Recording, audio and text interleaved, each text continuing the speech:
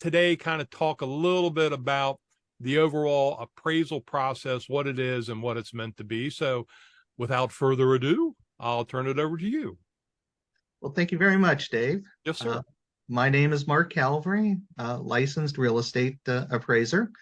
And I've been a licensed real estate appraiser now for 21 years. Wow. So it's been good to me, and I'm going to keep on doing it for a little while longer. So You're not retiring? Anyway, pardon me? You're not retiring yet? No, my wife retired last year, but I'm still working. So I'm still enjoying what I do. Good. So Good. But yeah, an appraisal is basically an opinion of value, and the bank has asked for my opinion of value because maybe somebody is purchasing a home and they just want to make sure the home is worth what they're going to purchase the home for, as security in case something were to go wrong with the mortgage and the bank would have to take the home back and resell it. The bank really doesn't want to be underwater. So basically, an appraisal is an opinion of value. And so with that opinion, what are the things that kind of go into it? Because I know, I'll get a call from the showing service. Hey, the appraiser is going to go out today between 2 and 4 p.m. And then 5 or 6 days later, the appraisal shows up. So in that 5 or 6 day period, Mark, what are you actually doing? Are you watching TV, playing video games? Doing other appraisals. Basically, what I'm doing is, when I go out to the property, I'm inspecting the property. And what I'm inspecting is whatever the loan requirements are for the lender. If it's a VA, the VA has certain things they want to see in a house, and so forth. So I'm walking through every room. I'm taking pictures of every room. I'm taking pictures of the good and I'm taking pictures of the bad. And I take a picture of the front and the back and the sides.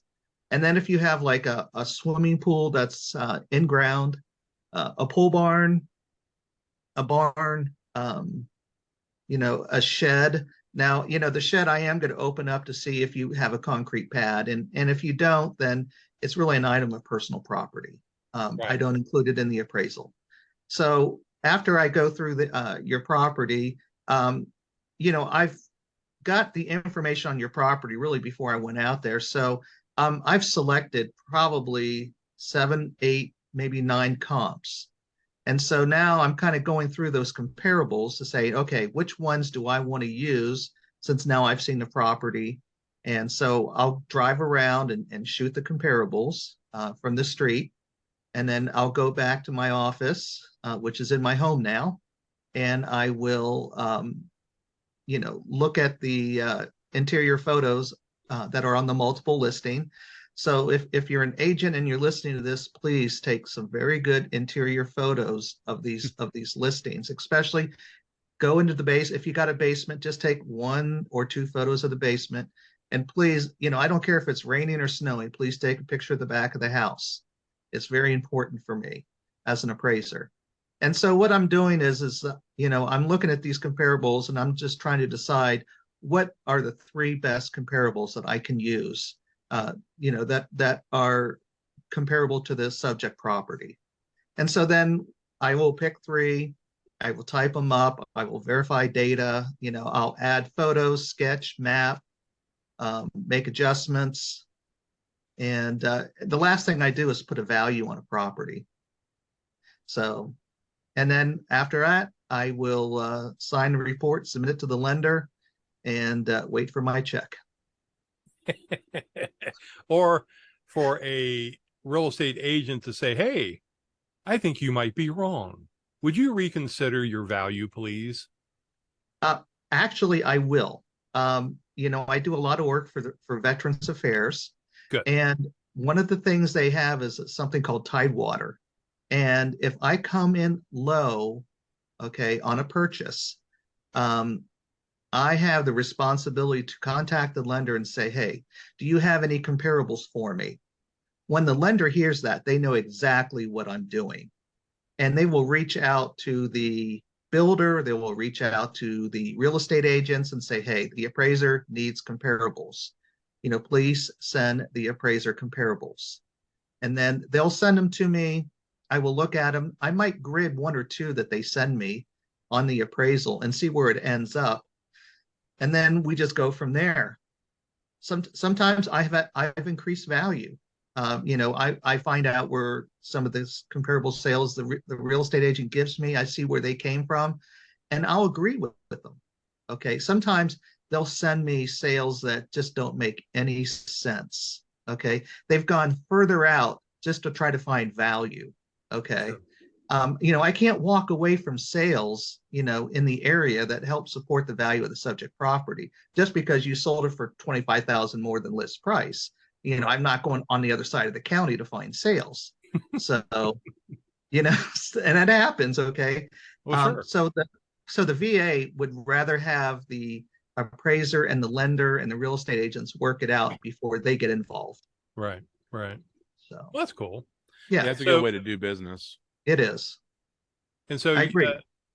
You do purchases of existing homes, you do new builds, you Yep. do VA, FHA.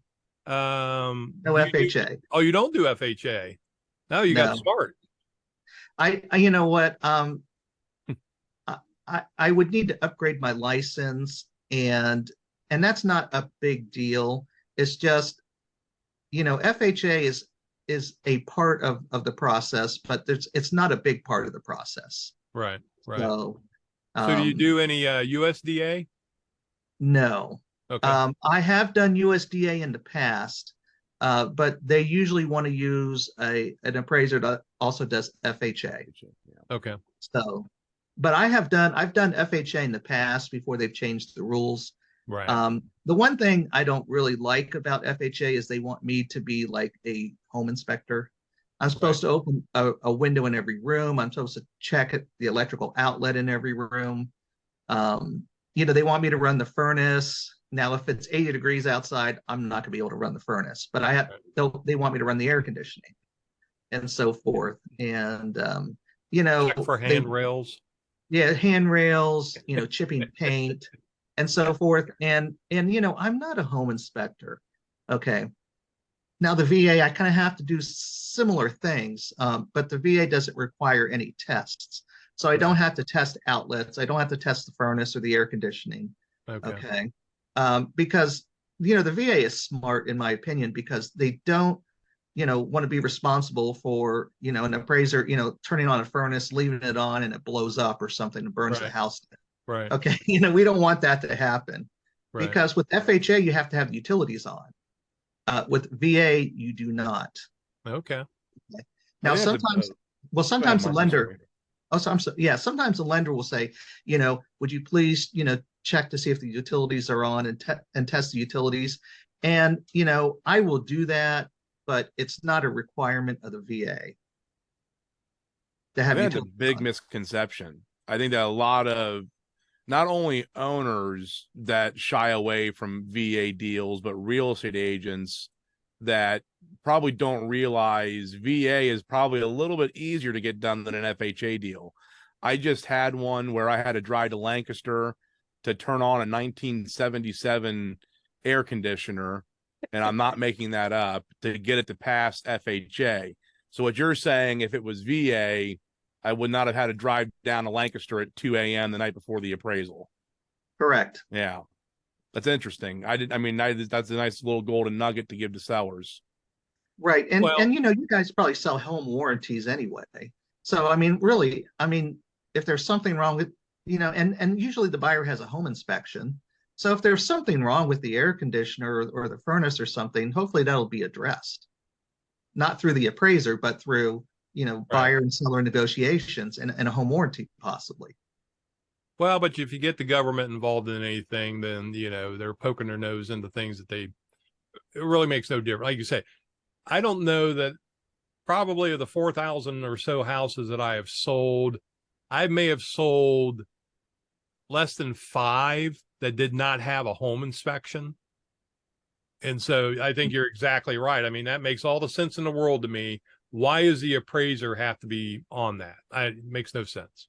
Right. I don't want to have to be the bad guy. Sure. Okay. And here's the other thing too, is I'm not a heating and cooling expert. Right. Okay. I have that in my house. I know how to turn it on, blah, blah, blah. But I am not an expert. I couldn't tell you if the fan is blowing enough heat or air conditioning throughout the house. I don't know if the furnace is the right capacity for the house. I don't know any of that stuff. So leave me out of it is basically the answer. And most home inspectors, they'll turn on the furnace, or in the summer they turn on the air conditioning, and they have a thermometer, or they have one of those laser readings, and they can tell the differentiation of the ambient air versus what's coming out of the register, and if the system is actually working right. So what you're saying is you don't carry a thermometer around with you, Mark? No, we don't. I don't carry any test tools with me. None. You carry I have a flashlight and a camera. You have a number 2 That's pencil. it. And a pencil, and I write down notes. That's right. All right, Mark. Well, we're going to continue on with this conversation. There's a whole lot of stuff that we can get into, and I enjoy the conversation and the education. Mark, you're one of the best, and I appreciate your time. Thank you for joining us. Thank you. I appreciate it too. And if somebody, maybe you can leave some of my contact information. Sure. Because again, I have a free service. If you have an appraisal that gets cut and it has to be a purchase, if you want me to look at it for you, and maybe I can make suggestions that you can go back to the lender, send me the appraisal, and maybe you can leave some of my contact information in the it's here on the screen right now, and be in the description below. It's all done in post-production. There you go. There you go. Thanks again, Mark. Well, thank you, and let's go sell some real estate.